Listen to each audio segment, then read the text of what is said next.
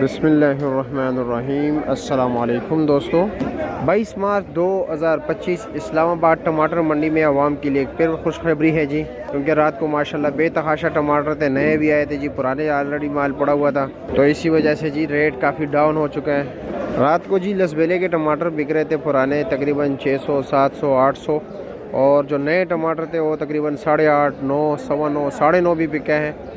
कुछ यक्का दुक्का केस में हज़ार से थोड़ा बहुत ऊपर अगर बिका हो मुझे नहीं मालूम, लेकिन खुशाब वाला टमाटर जो है वो भी तकरीबन जो टोकरी है वो भी 800, 850 रुपये तक बोली में रेट चल रहा था उसका। आपके इलाके में क्या रेट चल रहा है जी, ये आपने बताना होगा कमेंट सेक्शन में। बातें हैं कुछ दोस्तों, आप कहते हैं जी किलो के हिसाब से बताया करो, तो यहाँ पर जी दड़ी के हिसाब होता है।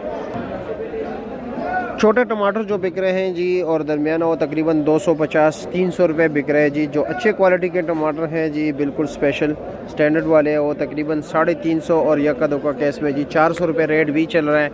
यानी कि अच्छे टमाटर 350-400 चल रहा है, जो नॉर्मल क्वालिटी के टमाटर हैं वो 250 और 300 रुपये रेट चल रहा है। यानी 50 और 60 रुपये किलो, अच्छे वाले जी 70 और 80 रुपये किलो।